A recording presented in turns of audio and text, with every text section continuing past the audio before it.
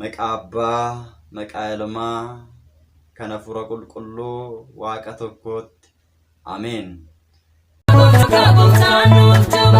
Dhalayaan garbummaa Yordaanos kan ture. Dhalayaan garbummaa Yordaanos kan ture. Cubbamuu isaatiin gooftaatu nuuf fure. Dhalayaan garbummaa nurraa barbadaa'e.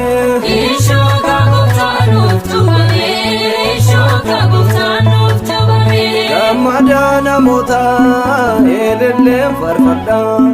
Gammada namoota elelleen farfadha. Gooftaan nuuf cubbame edaan nu baaseera. Ishooka gooftaan nuuf cubbame. Ishooka gooftaan nuuf cubbame. Ishooka gooftaan nuuf cubbame. Dhalayaan garbummaa nurraa barbadaa'e. Ishooka gooftaan nuuf cubbame. Ishooka gooftaan nuuf cubbame. Waggaa waggaadhaan eegaatii ayyaanni cuuphaanii kabajamaa. Sababii maaliitiif ayyaanni cuuphaa kabajama? Cuuphaa jechuun maal jechuudha yoo jenne, gooftaan keenya qorichi keenya Iyyasuus Kiristoos xalayyaa Addaamii fi waan irratti barreeffamee ture. Yordaanos keessatti isa awwaalame guyyaa har'a irra jechuudhaan balleesse. Fannoo jalatti isa awwaalame immoo fannoo irra oolee dhiiga isaa qulqulluudhaan balleesse. Waan inni nurraa barbaadu hunduma wajjin xalayyaa garbummaa keenya guyyaa itti nurraa barbadeesse waan ta'eef baga gammaddanii baga geessanii isiniin jenna. Egaatii cuuphaan kan barbaachiseef kanaafidha. Gooftaan keenya Iyyasuus Kiristoos gara Yordaanositti deemuudhaan kan inni cuuphameef kanaafidha. Barbaachisummaan cuuphaa maalinni kan jennu waliin ilaalla. Barbaachisummaan cuuphaa maali? Cuuphaan maaliif barbaachise kan jedhu dhalli namaa jalqaba abboommi Waaqayyo cabse seexana dhagahuudhaan muka jannata keessa jiru sana nyaati abboommi Waaqayyo diige Waaqayyoon gaddisiiseera isinii jedheera. Kanarraa kan ka'e murtiin du'aa itti murteeffameera. Waggaa 5,500 guutuu garbummaadhaan jiraachaa ture. Bara booddee garuu gooftaan keenya Iyyasuus Kiristoos biyya lafaa kanatti yommuu barsiisaa ture, dhuguman isiniin jedhaatiin namni bishaanii fi hafuura qulqulluurraa dhalachuu baannaan mootummaa Waaqayyoo galuu hin danda'u jedhee erga barsiiseen booddee daandiin ittiin nuti mootummaa Waaqayyoo galuu dandeenyu keessaa inni tokko cuuphaa ta'uu isaa nutti agarsiise. Cuuphaa ta'uu isaa nutti himuu qofa osoo hin ta'inis nutti agarsiise. Tagbaariidhaan hojiidhaan nutti mul'ise. Wangeela Yohaannis boqonnaa 3 lakkoofsa 3 irraa kaastanii gaafa dubbistan dhuguman isiniin jedhaatii mootummaa Waaqayyoo galuudhaaf cuuphaan dirqama akka ta'e nutti hima jechuudha ijoollee Waaqayyoo. Kana qofa osoo hin taane gooftaan keenya Iyyasuus Kiristoos mootummaa isaa galuudhaaf cuuphaan barbaachisaa akka ta'e erga dubbatee, egaa nutis jireenya bara baraa argachuudhaaf mootummaa isaatti galuudhaaf mootummaa isaa dhaaluudhaaf cuuphaan barbaachisaadha. Kiristoosiin kiristaanota, ilmaan immoo ilmaan yookiin ijoollee Waaqayyoo kan nu jechisiisuu danda'u cuuphaadha. Cuuphaadhaan ijoollee Waaqayyoo jedhamneerra. Cuuphaadhaan kiristaanota jedhamneerra. Eeyyen akkuma namni haadha fi abbaa isaa irraati al tokkicha dhalatu, hafuuraaf bishaan qulqulluurraas dhalli namaa al tokko dhalata. Irran deebi'amu. Kanaafidha Efesoon boqonnaa 4 lakkoofsa 5 irratti gaafa dubbistanii cuuphaan tokkodha, gooftaan tokkodha, amantiinis tokkodha kan jedhe. Amantiin takkittiin ishee nuti itti jiraannu, ishee qulqulloonni itti wareegaman, cuuphaa takkittiin ishee Kiristoos nuuf hundeesse nus itti cuuphamaa jirrudha. Warreen kaan hin qabanne. Irran deebi'amu. Kanaaf cuuphaan tokkodha jedhee kan inni dubbateef kanaafidha ijoollee Waaqayyoo. Kanaaf cuuphaan kan nu barbaachise mootummaa Waaqayyootti akka nuti gallu, jireenya bara baraa akka argannuuf kan nu barbaachisan. Guyyaa har'aa wantoota raawwataman barbaachisan keessaati cuuphaan kan inni raawwatame bishaanidha. Cuuphaadhaaf bishaan maaliif barbaachise? Cuuphaadhaaf bishaan maaliif filatame kan jedhu gaafa laallu aannan jira, gatii gurguddaa kan baasuu danda'u wantoota baay'eetu jira. Maaliif dhalli namaa dhiigaan hin cuuphamne? Maaliif dhalli namaa aannaniin hin cuuphamne? Maaliif dhalli namaa wantoota gurguddoo ta'an addunyaan kun itti fayyadamaa jirtu maaf hin cuuphamne? Bishaaniin maaliif cuuphamuun filatame? Kan jedhu gaafa laallu sababni isaa inni guddaan gooftaan keenya Iyyasuus Kiristoos kaayyoon inni dhufeef keessaa inni tokko fakkeenya nuuf ta'uuf waan ta'eef bishaaniin akkuma cuuphame nutis kiristaanonni bishaaniin cuuphamna. Iyyen wangeela Maatewos boqonnaa 3 lakkoofsa 13 irraa kaastanii gaafa laaltan macaafa qulqulluu irratti gaafa dubbistan gooftaan keenya Iyyasuus Kiristoos bishaanitiin cuuphameera. Bishaaniin cuuphameera. Iyyen yommuu inni cuuphamu Galiilaadhaa ka'ee gara Yordaanositti dhufe jedha. Yohannis garuu sin cuuphamuun anaaf barbaachisa ati immoo cuuphamuudhaaf gara koo dhuftaa jedhee jabeessee isa gaafateedha. Jabeessee isa ittiseedha. Anatu sin cuuphamuun narra jiraadha. Ati garuu anaaf cuuphamuudhaan akkamittiin gara koo dhufte? Yesuus immoo deebisee Waaqayyo duratti waan qajeelaa ta'e hunduma akkasitti raawwachuun waan naaf ta'uufi amma ani na ittisuu dhiisi jedheen. Kana irratti Yohannis ittisuu dhiise yookiin isa dhorkuu dhiise. Yommus Yesuus bishaan keessa seenee ni cuuphameedha. Bishaanicha keessa akkuma baheen immoo bantiin Waaqaa hundinuu ni baraman. Achumaan isa Hafuurri Qulqulluun akka gugeetti dhufe isarra bu'e. Innis ni arge kunoo sagaleen guddaan tokko ilmi koo inni ani jaalladhu isa kana isatti amanaa kan jedhu siin dhagahameedha. Isatti akka amannuuf isa duukaa akka buunuuf Waaqayyoon Gooftaan keenya Yesuus Kiristoos fakkeenya nuuf godhee cuuphame. Cuuphaan bishaaniif maaliif barbaachise inni jedhu inni lammaffaan egaati. Gooftaan keenya qorichi keenya Yesuus Kiristoos gara samiitti erga ol baheetiin booddee duuka bu'oonni Gooftaa keenya Yesuus Kiristoosis bishaanitiin cuuphaa turaniiru. Hojii duuka bu'ootaa boqonnaa 8:38 irraa gaafa dubbistan sababiinsaa bishaani bara Noohi keessa badiinsaaf fayyadamaa ture. Bishaan badiinsaa gaafa dhalli namaa cubbuu hojjetu, dhalli namaa gaafa yakka raawwatu bishaan badiinsaatiin bara Noohitti sabni hundumtuu badaniiru. Lubbuu 8 irraa kan hafe sabni hedduun badaniiru. Gooftaan keenya Yesuus Kiristoos bishaaniin cuuphamuunsaa nutis immoo bishaaniin akka cuuphamnuuf seera kana nu barsiisuunsaa bishaan badiinsaaf qofa osoo hin ta'in jireenyaafis akka uumame nu barsiisuudhaafi.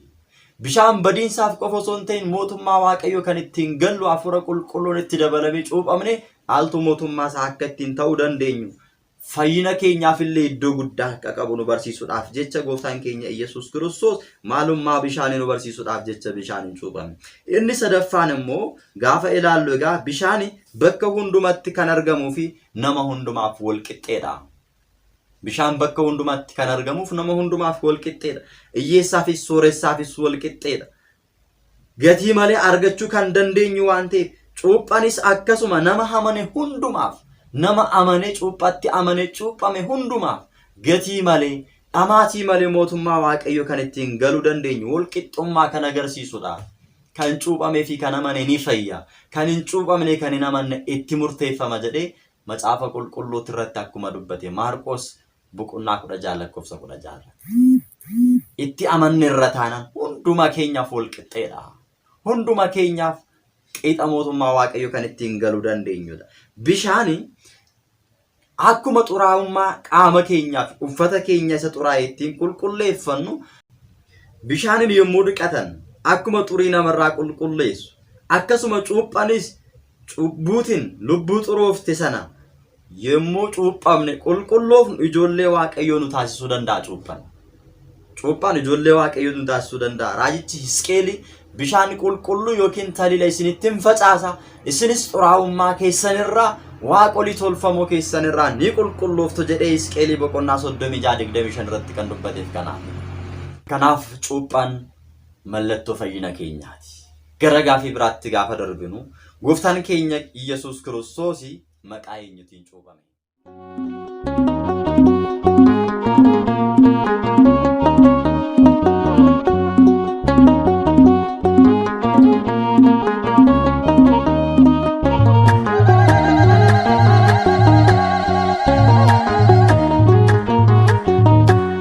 Gurguddoota dhiisee isa badee barbaacha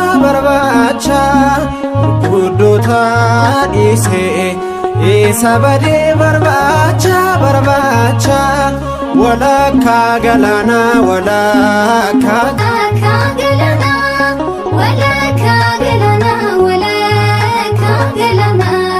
dhaabbatii walakkaa galaanaa. Isa guddaa abbaan ifa baasee ilma isa jaalatu Gooftaan badhaasee maqaasaa sooratne isa ittiin bulluu Waaqayyo nuuf kenne Hafuura Qulqulluu.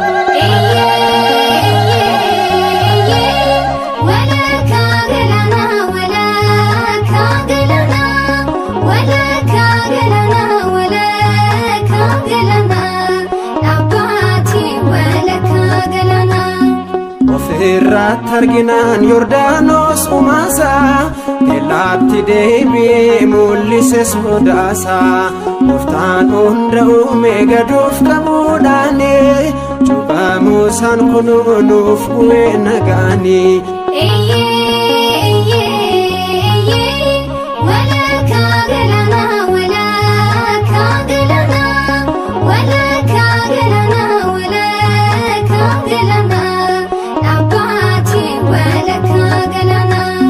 Daawit mul'ata sana akkuma dubbate arjummaan gooftichaa sirriitti mul'ate lafti ifaan guutes lamuun dukkanaa'u jira yeroo dhibbuu waaqni inni nuuf dha'u.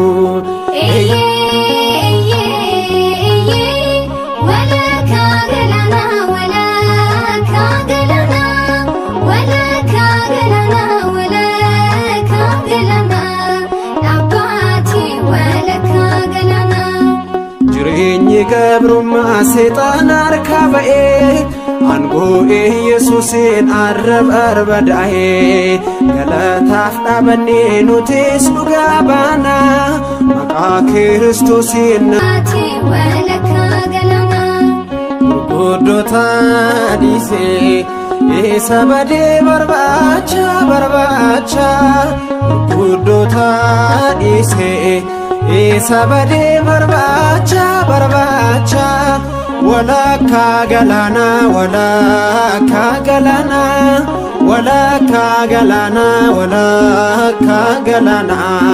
abbaatee walakkaa galaana.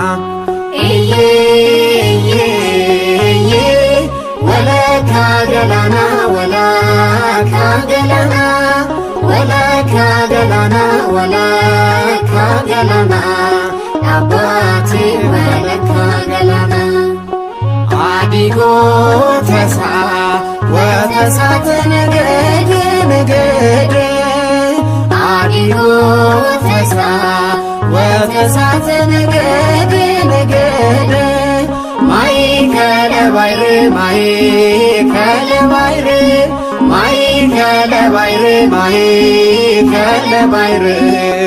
ome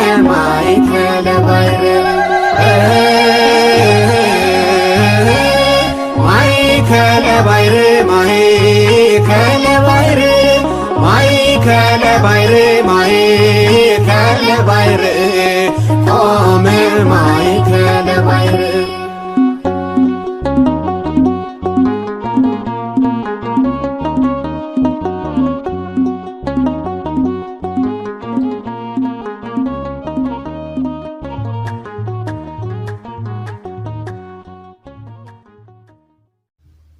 Gara gaafii itti gaafa darbinu gooftaan keenya qorichi keenya Iyyasuus Kiristoos maqaa eenyutiin cuuphame ilaallu.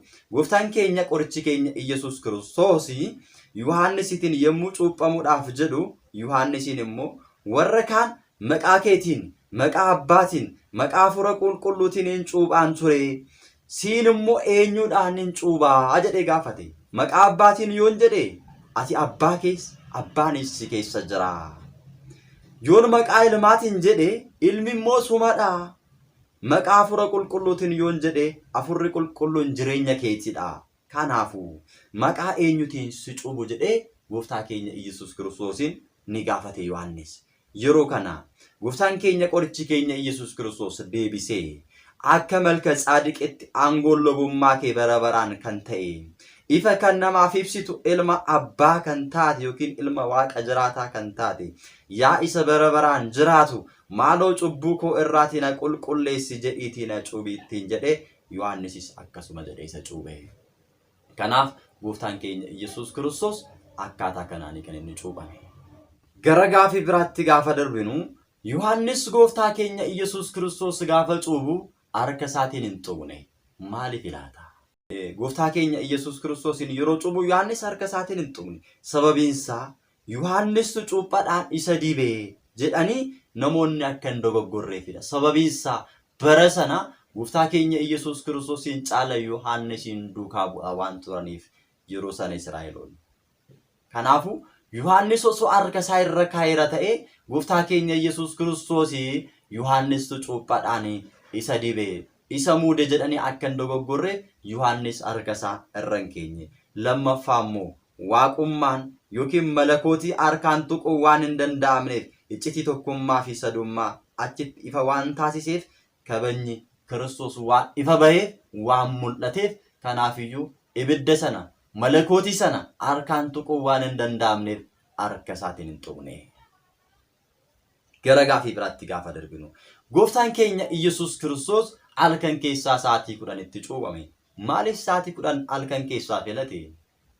Maaliif halkaniin cuuphame jennee gaafa laallu macaafa Isaayyaas boqonnaa 9:2 gaafa dubbistan saba dukkana cubbuu keessa turee fi ifni akka ba'uuf dukkanaan kan fakkeeffamu kakuu moofaa uummata turee fi ifa kan ta'e wangeelli kakuu haaraa ifti isaaniif ba'uusaa agarsiisa.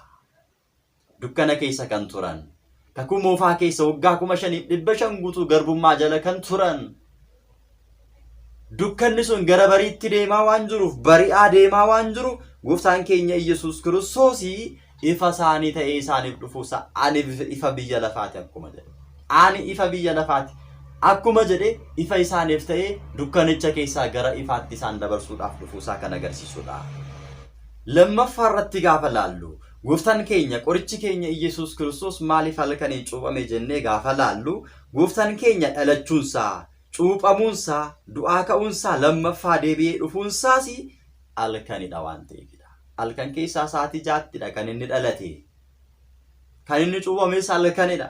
Kan inni deebi'ee kan inni du'aa ka'es halkan keessaa sa'aatii 6:00 lammaffaa deebi'ees kan dhufu halkanidha jedhame waan eegamuufidha. Iccitiisaa inni guddaan eeyyee. Kun immoo maaliif ta'e jennee gaafa laallu dukkanichi halkanitti aansee kan dhufu ifa miidhagaa fi nama hawwatudha.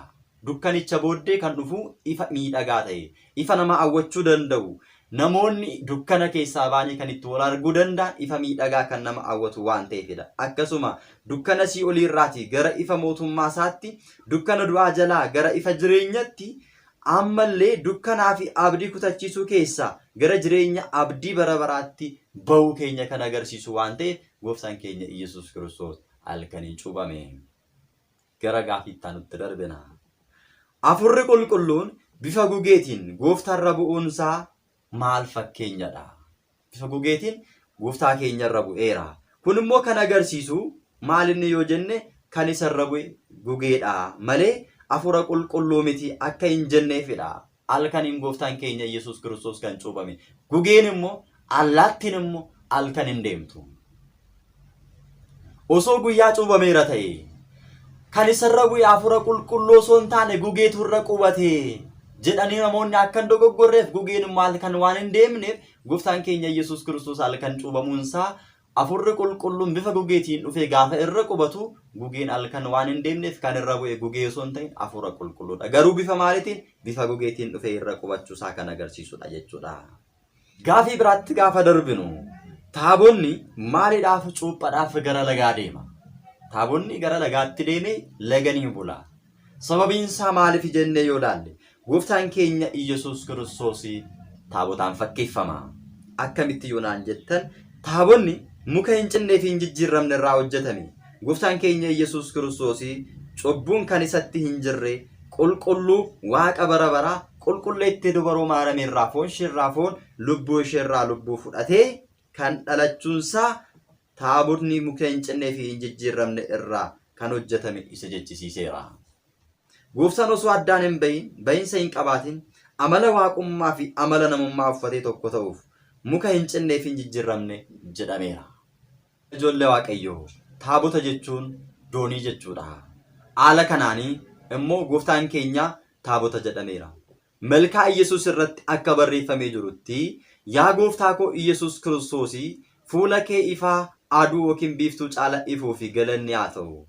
Mul'anni ifti mataa keetii kan addeessaa waan caaluuf yaa uumaa koo yaa Kiristoos waadaa kakuu taabota jireenyaa nuyi sidha waan ta'eef yeroo bishaan badii roobu diinqa bobaa keetii keessa nu dhokfadhu jechuudhaan malkaa Iyyasuus irratti akkuma dubbatee jiru egaati dooniin nuyi namoota 8 warra Waaqayyotti amanan dhokfattee bishaan badiinsaa jalaa akkuma oolchitee cuuphaanis bishaan jala ibidda si'oolii jalaa nu oolchuu fi kan ittiin mirkaneessinu kadhadha.